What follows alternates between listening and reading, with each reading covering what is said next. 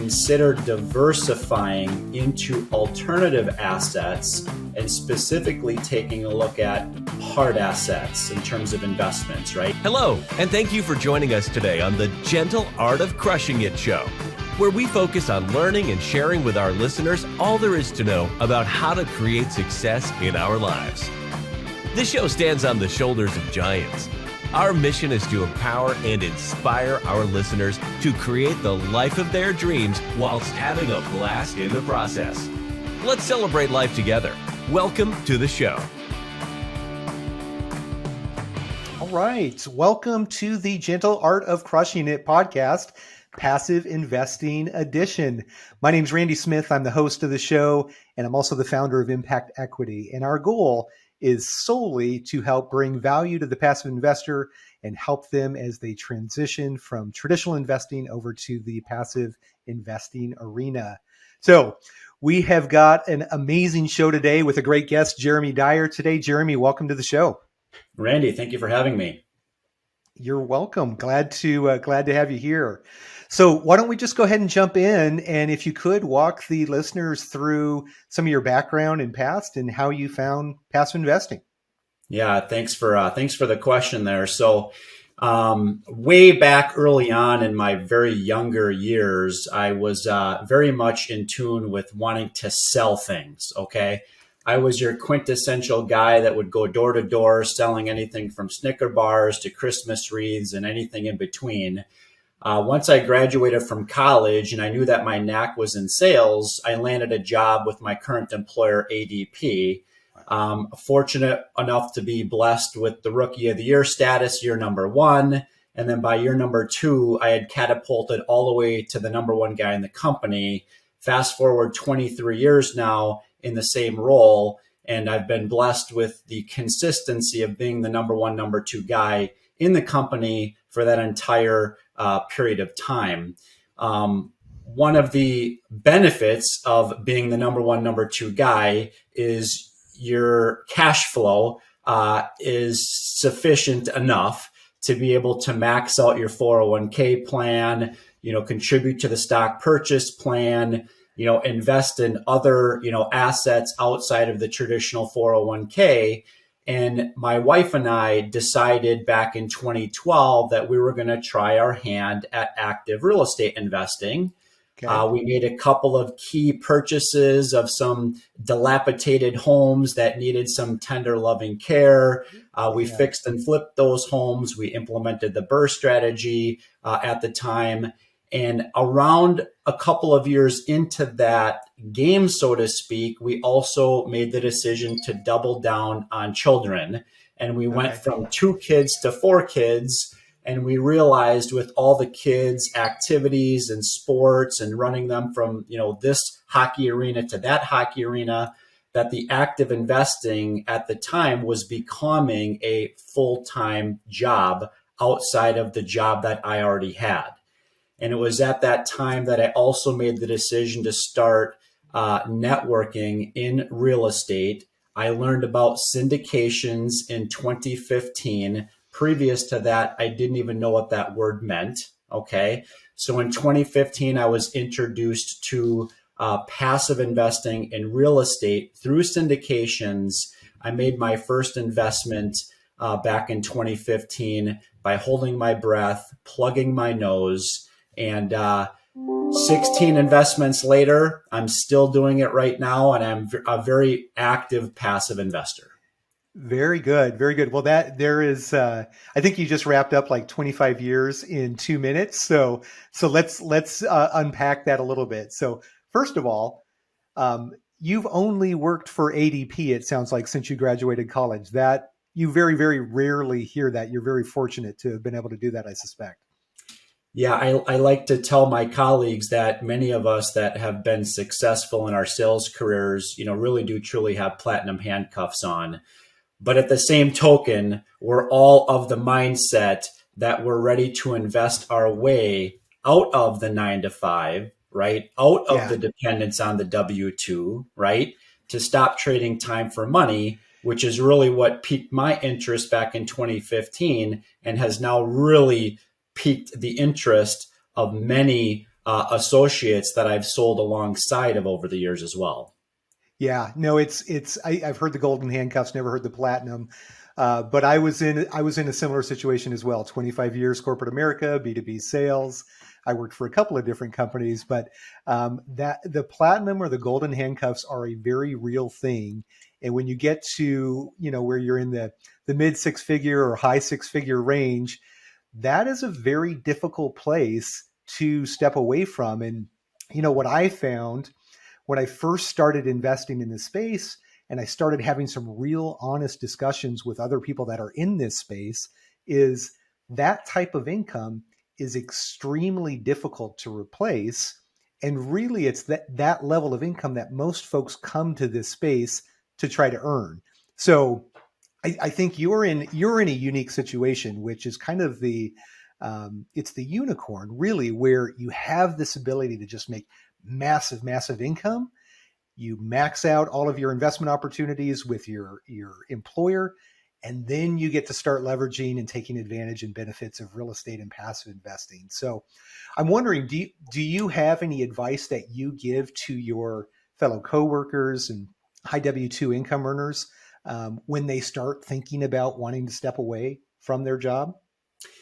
Yeah, I really do try to take it upon myself to really challenge the investor mindset. The traditional investor mindset goes straight towards investing in stocks, okay? Whether that's contributing to their 401k or buying some type of an index fund or doing whatever it is that their financial advisor tells them to do.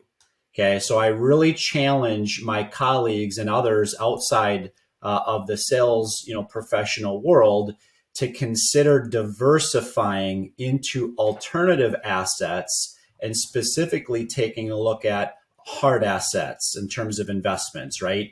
And that doesn't necessarily mean that it's your quintessential multifamily investment, right? It could be assisted living, it could be flex office, it could be self-storage, right? It could be retail. There's a lot of other areas that unfortunately the average investor that does have the financial wherewithal to be able to make these investments just simply isn't, primarily because they lack education or they lack a network, right? Which is incredibly important in the world of real estate syndications, is being networked with the right active investors or sponsors that are in the space today. Yep. Yeah. And I think you touched on something earlier, is that when you're in a position where you can start investing outside of your employment, you might start working with a financial advisor. And more often than not, those financial advisors aren't even aware of alternative investments, or there's certainly no incentive for them to talk to their clients about these other type of investments. So yourself, I would imagine you've had some of those conversations with financial advisors over the years. Have you gained any insight from that, or any kind of strategies, or any thoughts or advice to the new passive investor when they're having those conversations with the advisors? Yeah, well, I can tell you right now that if I were to call my financial advisor and ask him how he's doing, he would tell me that he's hiding under his desk. Okay. Yeah. Yeah. That's where financial advisors are at this moment. And certainly they're going to, try to paint a proper market picture in terms of where the market, may be going in the next 3 months, 3 years, 30 years. Right. And I'm always going to personally be invested in stocks, but I would really challenge investors to consider why not diversifying some of your net worth, so to speak, into real estate investments. Most investors believe that they're already invested into real estate because they own a home, right? Right. But most of us that are in that arena know that that home that you live in is not cash flowing, right?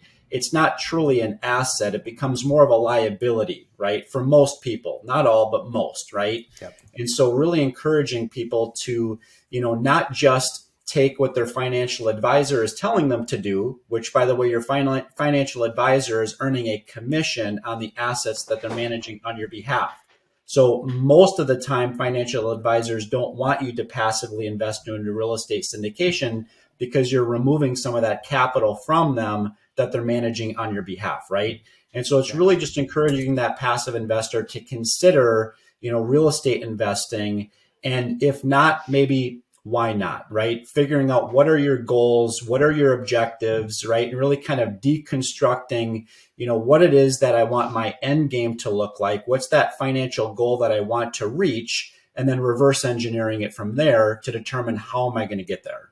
Yep. No, I think those are really, really great points, and something that the traditional investor needs to take into consideration at some point. Maybe not in their early years, but certainly as they progress through their careers. Because if you're constantly putting your dollars into a bucket that are going to be pushed to the side until you're 65 or 67, guys in their late 40s, early 50s that have done very well and want to step away, you're in for a very rude awakening if you decide to leave an organization and you haven't made some other options there. So let's if we can, let's dig into that journey a little bit. You mentioned this idea of diversification in your first deal. Did you move pretty quickly after you found this space, or was it adding one deal per year or five, or what did that journey look like? Yeah, that's a great question. I like to describe my first investment as having not been done the right way. Okay. Yeah. I used the shotgun approach to passively real estate investing. I trusted the sponsor. Okay. And I did almost no due diligence whatsoever on that deal. Okay. My next 4 or 5 deals, I didn't even read the PPM agreement. Okay. Yeah. I didn't care, right? All I cared about is, 4 or 5 bullet points, and I made investments. So my first investment that I made was back in 2015, right? And I made another investment in 2016, 2017. We got to 2020. I made no investments because, the sky was falling, at least according to what we heard out there on the street, right? Sure. And then in 2021, I started seeing some incredible gains, okay, in not only my cash on cash distributions, but also in the profit splits that I was receiving on some deals that were going full cycle at the time. When I got into 2021, I really started to aggressively invest in multiple different offerings that were available to me. So in 2021, I made 6 new investments. And in 2022, I'm currently sitting at 5 net new real estate investments, not all in multifamily, right? Some other different asset classes outside of that particular class. Okay, well let's talk about that. Multifamily is definitely where the majority of my investments are, but I would love to hear about other asset classes that you like and why maybe you like them as well. Sure. One in particular that I have liked is the assisted living space. 2020, that industry got decimated. Okay. So there's been some tremendous buying opportunities out there. Most assisted living properties are owned by mom and pop operators, right? And oftentimes those mom and pop operators, for whatever reason, they're aging out of actively managing those assets, right? So the timing is good from that standpoint. Also, occupancy rates have traditionally been fairly low historically in the last couple of years. So it gives our team a tremendous, opportunity to be able to step in, buy assets that we traditionally would pay more for on the acquisition, right? Repurpose the asset. And obviously, within, 3 to 7 years, after having repositioned the asset, we'll be looking to sell those as well. Got it. So really the value add is in the business process, the business improvement, and potentially repositioning the asset itself physically as well. Right? That's right. Okay. Yeah. So assisted living, I've not played in that arena at all. I know, you hear the real estate radio guys talk about the silver tsunami and just this huge volume and huge need that's going to be coming to the marketplace, which is probably already here, quite frankly. So that's interesting that you're in your space. And have you seen good returns already? Are you excited about what you're seeing with how those are performing for you personally? Yeah, we've seen some returns early on. The first investments that we made were back in 2021. So we're still, 12 to 18 months in the process of repositioning those assets. In assisted living, you've got actual employees, right? So Yeah. you're not just outsourcing to a property management company or outsourcing your building maintenance or your building contractor, right? You actually have paid employees, and nurses that work on staff or even in some cases live at the property itself. So it's definitely a very different asset class to invest in outside of Mhm. multifamily, but certainly one that we're very excited about for one big reason that you had brought up, and that is that silver tsunami and the Yeah. baby boomers aging out of being able to really care for and care for themselves, and maybe even have extended family be able to care for them as well. And so oftentimes, the next best choice for that loved one is going to be into an assisted living, facility. And that's again the reason why we're very excited about that asset class, especially over the course of the next 10 years. Okay. Yeah, no, very good.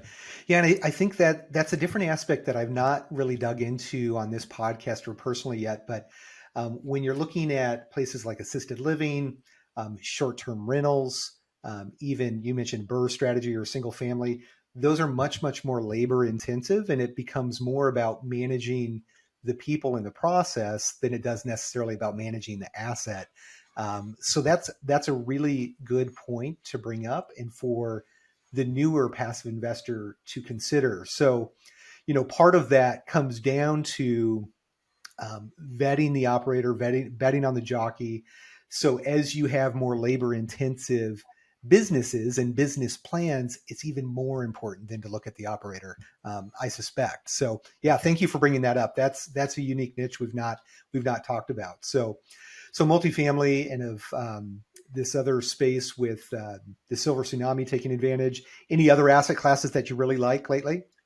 Yeah, I mean, retail has undergone a really kind of a stress test, right, over the course of Yeah. the last 18 to 24 months. So that's definitely an asset class that I'm gaining some interest in, and have made some investments in that space. Also, it's not really syndication, but I'm really excited about the accessory dwelling unit space, Yeah. and the Yeah. cost of housing and lowering the cost of housing, both single family and I believe that apartment buildings Mhm. can and will be made, through the process of ADUs, stacking them side by side up and down, right? So I've made a Yeah. couple of investments as well into that space, and hoping Okay. that those, pay off in the coming years as well. Yeah, and there's this trend where we're seeing office obviously got just annihilated during COVID.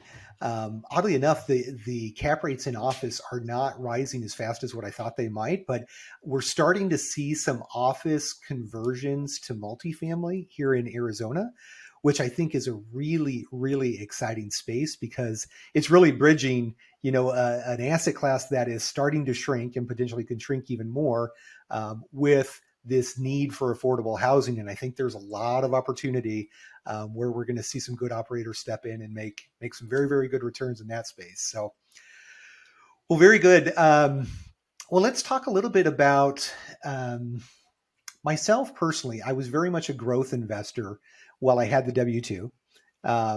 Very quickly overnight, I became a cash flow investor when I got laid off from my W 2.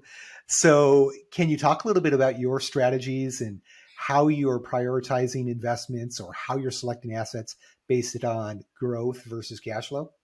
Yeah, great question. So I invest into real estate much in the same way that the financial advisor tells you to invest in the equity market, right?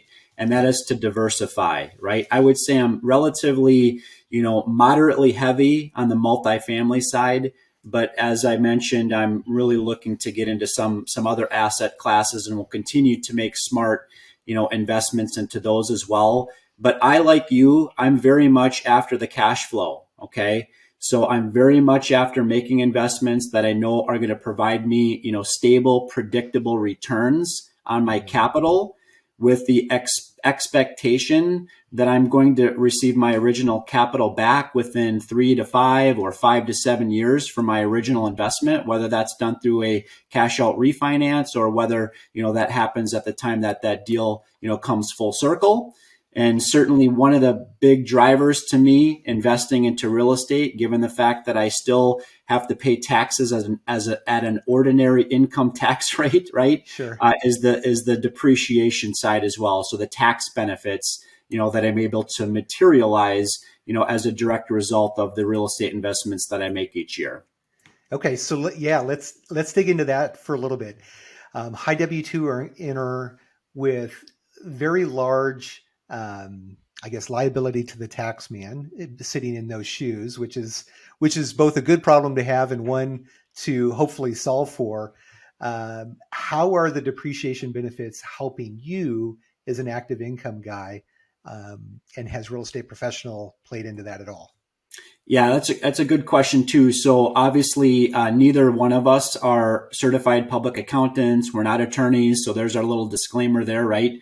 Yeah. But in my situation, fortunately, my wife is a real estate professional. So in our case, my wife does not have a W-2 job outside of the home. She does provide some homeschooling to our children, which is something that we're very passionate about. And on the side, she's able to check the IRS box that allows her to be considered a real estate professional. So that is the unicorn that we all search for, or those that know about accelerated depreciation and cost segregation. So for the listener that might not know or understand how powerful that can be, can you share a little bit more about what that means for you? Yeah, I mean, it's significant enough for me to tell you that every year, because of the fact that we're able to use our passive depreciation to help offset active income, is so much so that I'm able to make 2 additional 6-figure investments into real estate each year as a direct result of us being able to accelerate the depreciation losses on the real estate investments that we make. Okay. So for the listener that doesn't understand that, passive losses are able to count against active income, essentially decreasing Jeremy's tax obligation legally to the IRS. And again, we're not CPAs, but let that sink in, rewind it 15 seconds and listen to it again. If you're a high W-2 income earner, it is a big, big deal and something for you to consider, even if you didn't have an interest in real estate at all. That in and of itself is one major reason to consider doing so. So thank you, Jeremy, for walking us through that. We talk about that from time to time. But they talk about the different ways that you can make money in real estate, and legally saving money when you're writing the tax bill or writing the check to the IRS is definitely a very, very big place of that. So yeah, thank you for that.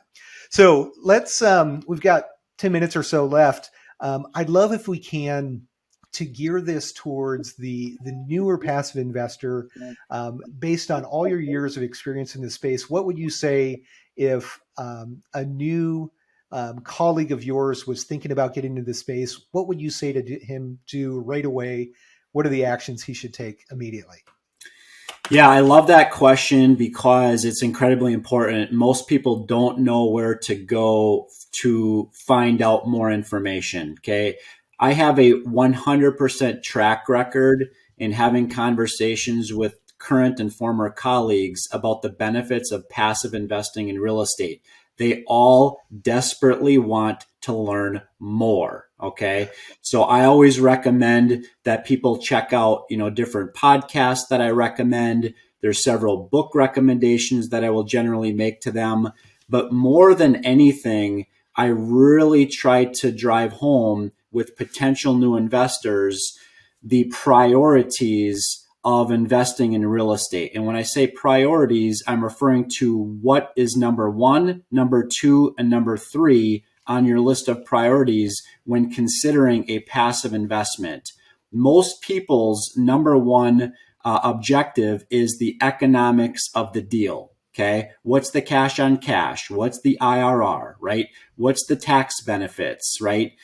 That is actually number 3, as most of your listeners know. That is number 3 on the list. Okay. What is number 2? Number 2 is the market in which the asset is located in, because there's one thing that you cannot do in real estate, and that is you cannot move the asset to a better market. Okay. And the number one most important thing in when considering a passive real estate investment is the sponsor, the team, the syndication team that's ultimately acquiring the asset, implementing that business plan, right? Managing the asset through the repositioning efforts, right? Who is that team? Who are the main key members of that team? Who are the key players that are part of the extended team? What is that team's track record? So let's walk through examples where that sponsor has seen real estate investments that they've made come full circle. Tell me about times that maybe you've faced adversity, okay? Because there's one thing that you can be sure of in real estate investing, and that is something is always going to go wrong, okay? Your audience may have heard this before, but birds fly, fish swim, and real estate falls apart, right? And your sponsor, and that's why it's so key that your sponsor, has been through, the highs and the lows of real estate, because inevitably something's going to go wrong on a daily, weekly, or monthly basis. And how is it that your sponsor is going to be able to react to that? Because at the end of the day, your sponsor's number one goal needs to be capital preservation. Okay. It needs to be preserving the cash or the capital that the passive investors have trusted them with, right? Beyond that, the next step is, hitting the projected returns that the sponsor team projected at the time that they presented the deal offering. So first rule in real estate, don't lose money, right? Or investing, don't lose money. Second rule, remember the first, right? Very good. That's right. I think a gentleman by the name of the Oracle maybe had mentioned that at some point. Yeah, I think so. Maybe. Well, very good. Well, I think you bring up some really, really, really good guidance for the new guy who's coming into this space.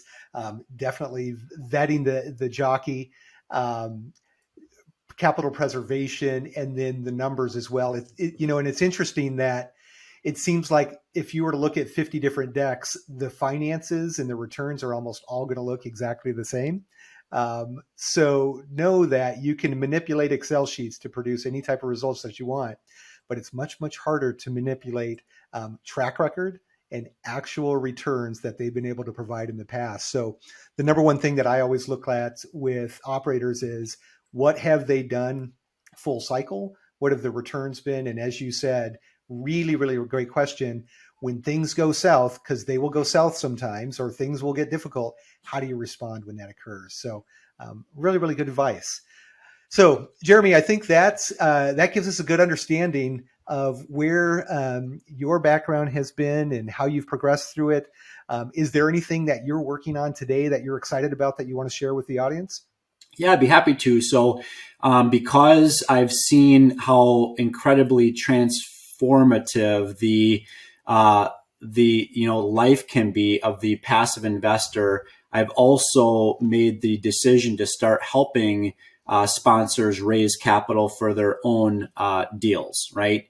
So I've spent the better part of the last 6 to 9 months building up my own capital raising business. I've had the opportunity to have a couple of at bats in doing that. Through that process, I've been able to, go out to my own personal network of friends, family, colleagues, et cetera, people that I know that are in a similar, role as I am. And that's just been an incredible pleasure to be able to, regroup and connect again with colleagues that maybe I hadn't had a direct relationship with for the past few years, and kind of rekindling those relationships and, encouraging them to consider, their own commitment to passively investing in real estate as well. So that's really my focus over the course of the next, several years, is really to continue to build out, a capital raising business and help sponsors, raise capital for future deals. Awesome. Yeah, there is something about being able to help the new investor that brings great pleasure. And the day that Impact Equity wrote our first checks for first capital distributions was a great day for the investors, but it was a great day for me as well. So I share that passion for helping the new investor as well. Well, very good. So you mentioned earlier books and podcasts. Any books or podcasts you'd care to share with the audience? Yeah, there's a couple of books that I highly recommend that folks read. Some of your audience may have either read these books or heard of them. One is The Psychology of Money by Morgan Housel. Another one is Killing Sacred Cows by Garrett Gunderson. And no, that has nothing to do with being vegan. Okay. Yeah. And then kind of the last one that I am a big fan of is Hands Off Investor by Brian Burke. So those kind of three books are kind of my go-to pillar books for most new investors that previously had not ever had the opportunity or have never invested into real estate passively. Awesome. Yeah, a very good rookie get to learn passive investing book set. So we should package those somehow and provide them as an offer. So very good. Any particular podcast you love? Outside of the Gentle Art of Crushing It. Yes, of course. No, I'm a real big fan of Pillars of Wealth Creation. Todd Dexheimer, his podcast that he does a couple of times a week. Todd's a close friend of mine, so I really appreciate listening to both him as well as the guests that he has on his show. Certainly Bigger Pockets, Best Ever. There's a lot of names out there in the podcasting space, but I really do try to listen to as many podcasts as I can on a daily, weekly basis, because it really allows me, I feel as though, to remain current and kind of have my finger, on the pulse, of real estate. Because one thing that's happens in real estate is it changes very quickly oftentimes. And certainly we've seen that in real estate over the course of the last, 6 months with rising interest rates and so forth. Yeah, absolutely. Well, very good. Well, and here's kind of my final fun question. Can you share with us a bucket list item you recently checked off your list, and maybe one you're wanting to check off next? Yeah, the bucket list that I most recently checked off was the one that I've wanted to do over the course of the last several years now, and that is to really go out to my network. Okay, go out to my colleagues. Really, start to educate them. Actually raise capital from them to prove that I'm able to do it. Right. That was kind of a limiting belief that I had is, am I actually able to go out and raise $1 million, from colleagues. Right. And fortunately that went off very successful for me. My next bucket list item would be, I want to impact 100 people by the year 2025. And when I say I want to impact 100 people, I want to bring 100 people to the passive real estate investing space and get them started on their passive investing journey. I love it. I love it. That is fantastic. And just to rewind a bit there, you made the comment about going out to your network, and I will say that it talks to the quality of individual that you are, the level of integrity you must have brought to your network in years past, and the trust that you built over the years, because people don't just wire $50,000 and $100,000 to people that they don't admire and trust and respect. And it talks a lot to your credibility that you built over the years. So congratulations. That's fantastic. Yeah, I appreciate you saying that, Randy. It's kind of funny because I have a colleague of mine at ADP that still has not listened to the investor presentation yet, but wired 6 figures in to fund the deal. And I keep asking him, you probably should go back and actually look at the deck. You should actually read the PPM. But he says, Jeremy, I trust you enough in the decisions that you have that, he used the shotgun approach too. So, hopefully on the next deal that I have as an offering, he'll spend a little bit more time, researching the deal particulars. So. Yeah. Well, the greatest compliment in the world, right? Congrats. Yeah. Well, very good, Jeremy. Well, it has been a real pleasure having you on the podcast. I think you brought a ton of value, as I'm sure you have over the years and will continue to. Thanks so much for being on the podcast today. Yeah. Thank you, Randy, for having me. Absolutely. And to our listeners, I would encourage you to reach out to Jeremy. We will put his contact information in the show notes. Reach out to him on social media. We've got a really, really high quality, high integrity guy here that is bringing amazing opportunities to the marketplace. So reach out and get to know him better. And again, to the listeners, the goal here really should be just to continue to educate yourself so you can become confident and make the decision on that first passive investment deal. Because once you do, you're going to be very, very pleased that you did and wish you had started earlier. So thank you again for listening today, and we'll look forward to having you on our next show. Thank you. Well, there you have it, ladies and gentlemen, another episode of The Gentle Art of Crushing It. It was an amazing episode. We know we sure learned a lot, and we hope you did as well. We want to take a second and thank you so much for viewing or listening to this episode. And please just know that we only ask for one favor, and that is to make this life magnificent. Thank you, and have a wonderful day.